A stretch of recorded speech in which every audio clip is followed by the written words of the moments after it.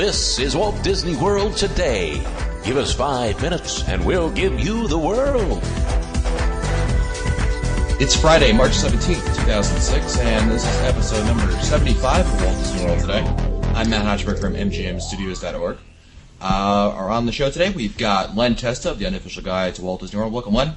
Hey, Matt. How's it going? Outstanding.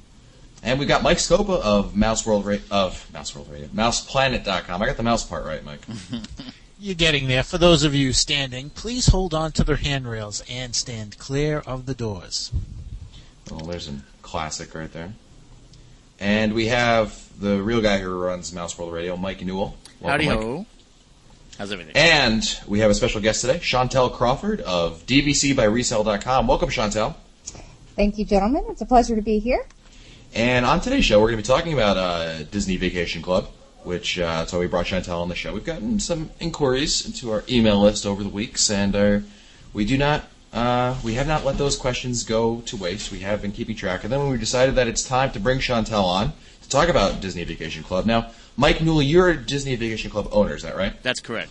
Which resort are you owning at? Old Key West. Very nice. Well, Chantel, I think you're probably the best person to first explain what is the Disney Vacation Club. Okay, I'll do my best. The Vacation Club is Disney's friendlier, happier name for what most of us refer to as a timeshare. It is a way that Disney enthusiasts like us can actually almost own a piece of real estate on Disney. Essentially, Disney has 7 properties, 5 of which are in Orlando. As enthusiasts, we buy a real estate ownership interest, which they refer to as points, and we'll get into that a little bit more. But through that ownership interest, we're allowed to come and stay on site at Disney World or the other 2 properties throughout the year. Any time of the year, we decide what size unit we want to stay in and when we want to come, and it gives us a way to save money on our vacation time, and especially if you come to Disney year after year after year, in the long run, you come out ahead versus renting directly from Disney. And let's go right into it, Chantel. And I think a lot of people want to understand, how does it work exactly? I know I'm not a Vacation Club owner. I think I've stopped at the booth once or twice, Okay. Especially the air-conditioned ones during the warmer months of the year. How does it work exactly? What's the points? I mean, why don't you go into that? Explain to our listeners how it functions. Sure, Matt. The points themselves refer to the ownership interest, and Disney's minimum that they will sell is 150 points.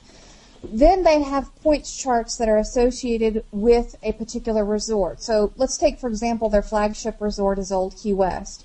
If you buy 150 points, which you will receive 150 each year, so it's an annual allocation, you then decide how you want to spend those points. For example, a studio during the low season might cost 8 points per night, versus that studio in the premier season, which would be Easter or Christmas, would be 15 points per night. On the same regard, if you were to get a 2-bedroom, during the lower season it's 22 points per night. During the high season it's 41 points per night. So you would take that 150-point annual allocation and each year decide how you wanted to, quote-unquote, spend those points. You can stretch it out and end up getting a 2-week vacation if you time it right. You might have to take one big, large weekend trip and stay in a grand villa that sleeps 12 and have a large family reunion if you'd like. It's very flexible, and that's why Disney has been so successful with it, in my opinion, because they just allow the individual traveler to decide what fits their family best. You can even add points from the upcoming year. Let's say that 150 isn't enough for this year, so you can borrow next year's points and have a vacation using 300 points. So the cost, the initial investment, if you buy from Disney today, is $98 per point at their current resort, which is Saratoga Springs. Mm-hmm. After the initial investment, your only costs are going to be the maintenance and taxes, which are also referred to as the annual dues. So your cost versus renting one of these deluxe resorts is significantly decreased after the initial investment is paid for. So that's how that's how the Disney Vacation Club works when you go through Disney. That's right? Correct. All right, so let's now tell our listeners how DVCbyResale.com works. Sure. Essentially, when you buy on the resale market, you're buying the exact same thing that Disney Vacation Club sells. But just as if you were to buy a brand new home and then you needed to sell it on the secondary market, that's what DVC by Resale does. We are a licensed real estate brokerage, and we represent the sellers for the sale of their Disney Vacation Club properties. So folks who may have bought Old Key West back in 1994, like Mike, would then be able to come to us. We market and advertise the property, and the folks who buy from us save money because we will always beat Disney Vacation Club's price when you buy directly from them. That's the whole purpose of the resale market. We just want to save everybody money, and the sellers need to get the property sold, and the buyers are real happy to save some money. No difference whatsoever whether you buy from us versus buying directly from Disney in terms of the ownership. Great. So why don't you tell us a little bit about what the typical Disney Vacation Club owner is? I mean, that is, who would best benefit from a Disney Vacation Club ownership and why they would benefit from it? Great question. Your Disney Vacation Club member is typically someone who comes to Disney on a regular basis. And when I say regular basis, I would say at least once every 3 years. Most people who call me are coming year after year and multiple times during the year. And if you're one of those people, you really are a Disney Vacation Club member and you just don't own it. You're paying for it, but you just don't own it. So you really should look into the Disney Vacation Club. But anybody who comes to Disney at least once every 3 years, and I would say that if you stay at a moderate or higher than moderate resort, learning about the Vacation Club will save you money over the long lifetime of traveling to Disney World. The upside is that you don't have to come to Disney World if you don't want to. Most DVC owners do. But if you choose, you can trade to go to over 500 other locations throughout the world. I've traded mine for a ski resort in Breckenridge, Colorado. I've gone to a horse dude ranch in Arizona. I've stayed at the Plaza in New York. So you're not limited to just the Disney Vacation Club, but it is something that if you're a Disney enthusiast, this is what you want to buy. Now, the people that I don't recommend necessarily buy the Disney Vacation Club would be someone who came in to me and said, Chantel, I want to see the whole world, and I'd like to have a timeshare in order to do that. You certainly could do it with the Disney Vacation Club, but I think you'd be it's a premium property vacation club. So you're going to pay top dollar. The dues are a little bit more than, say, an average timeshare property. And you might be spending that money when you didn't necessarily need to if you're going to travel the world. But to save money on coming to Walt Disney World and the Disney properties, you can't beat it. Interesting. Once every 3 years. That's. I thought a repeat visitor would certainly be an ideal customer, but I really had no idea that it was. You could go. And I say that rarely. It's relative for us, being that we're there on a fairly regular basis, and we're super Walt Disney World nerds. But it's interesting. Is it when you say once every 3 years? Is that cost? It makes sense, or is it? What do you? Is it someone who stays at Scopa Towers? Does that every time once every 3 years, or are we really looking at someone who's staying kind of at the upper echelon of Disney resorts? Well, I would say that if you're staying at the All-Star Resort and that's your budget, then DVC may not necessarily be for you. But anything above that, it is going to be for you. It'll work. The reason I said once every 3 years as a minimum is due to the banking and borrowing rules that Disney implements. If you are going to bank, Disney allows you to bank 1 year's worth of points. You can be in the current year, and you can borrow from the upcoming year. So the most you could use would be 3 times your annual allocation. So if you were someone who didn't come to Disney more than once every 3 years, you could buy a small allotment of points, say, for example, 50 points, accumulate those points, and have 150 points to travel with every 3 years. It will still save you money versus staying in that deluxe resort accommodation that you might choose to come to stay every 3 years. Does that make sense? I think so. Great. Now, with the financial information about it, the way the way you explained all of the the financial aspects of it. Certainly, there's more than what you've just mentioned. And Sure. let's start off with. I mean, we don't have time for all of it. First of all, is there perhaps a resource online about that we can refer some of our listeners to that kind of explains the whole thing? Certainly. If you go to our website, which is dvcbyresale.com, we have a frequently asked questions section. The very first question is, what is the DVC? And there's an extensive article explaining the Disney Vacation Club, how it works, and going into some details about how you can use that ownership. So feel free to use that as a resource. And then we have multiple frequently asked questions, including items like the maintenance and taxes at the different resorts, explaining how does banking and borrowing work, what would be the difference in having my home resort at one location versus another location, and what reservations am I going to be restricted by. So certainly that's going to be a great resource that you can access anytime. Chantal, I have a question. Been going through, I pulled up my calculator and I was trying to figure out, thinking about the point cost and about the dues and everything, how much this would turn out to be in terms of cash outlay and things like that.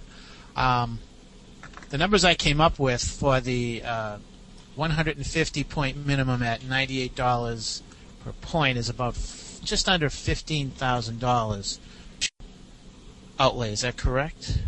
That is correct. Okay. Now, so someone would they purchase a membership, and that is the chunk of money that they have to commit to paying to become a member. Now, you mentioned the dues. Are the dues? My guess would be that the dues are dependent upon the type of resort. Each resort has a different rate, a different dues rate. Is that correct? That's correct. The newest property, Saratoga Springs, currently has the lowest. They're $3.98 per point. So if you own 100 points, then your annual dues would be $398.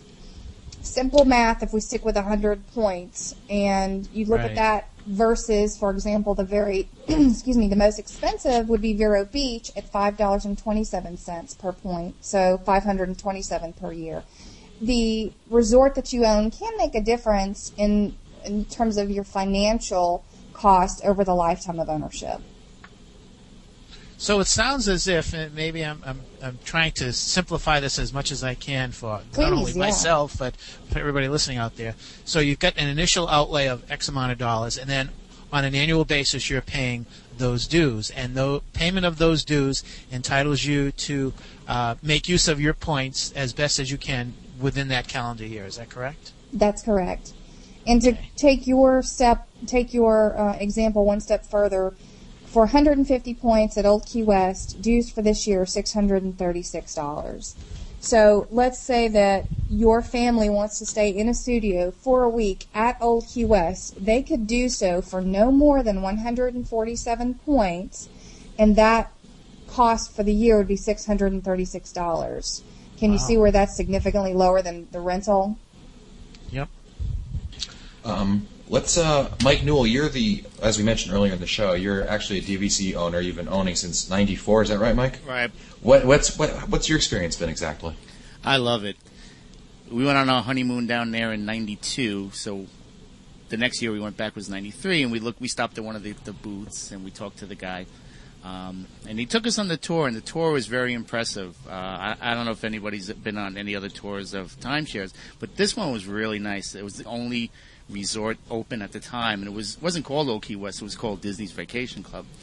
And they really went all out to make you feel real welcome, and it was a nice feeling, and we bought into it. And ever since, we've gone down. One year I went down 5 times. This past year, I just came back from my 3rd trip. We made a lot of use out of it, and what's great about it is that we were able to bring family members down that maybe wouldn't have gone on their own. So, like, my parents, in-laws, we had the whole gang down over the last 10 years, and it's just been a real good experience for all of us. We've had a lot of fun. That's great. Well, Chantal, we're running low on time here, but there's so much more to Disney Vacation Club, and we're going to have you on for another show. But why don't you tell our listeners how they can get in contact with you if they're interested in Disney Vacation Club, whether perhaps they have a property to sell, or more likely they're interested in buying in or getting more information. What's your contact information? Sure, thanks for asking. The best way to contact me, there's two resources. If you'd like to talk to me, you have some personal questions, you kind of need answers to just, your individual direction, feel free to call me. You can reach me at 1-800-844-4099. And the alternative route is via email or our website, dvcbyresale.com. A lot of times folks are just getting started and they really just sort of want to watch the market, see how this whole operation works, and get comfortable. I encourage those folks to send an email to us. We have a newsletter. Anytime we have a new property, people have time to touch base with me. I'll put them on that newsletter and let them know about a new property before it actually goes on the website.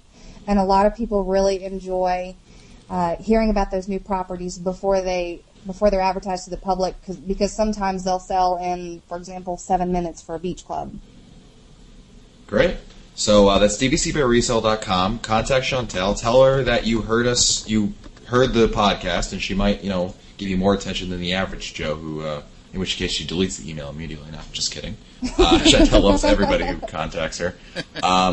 And like I said, Chantel, we're gonna have to have you back on at some point, because there's some really, we're scratching the surface here when it comes to Disney Vacation Club. Yep. So I hope we can figure out another time where you can stop on by and give us some more in-depth information. I'd love to. I appreciate the opportunity and look forward to hanging out with you guys a little bit more in the future. Great.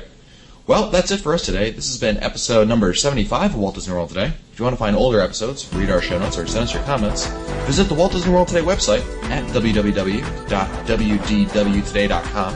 You can also email us at questions@wdwtoday.com. For Len Testa, Mike Scopa, and Mike Newell, I'm Matt Hotchman. We'll see you on the next show.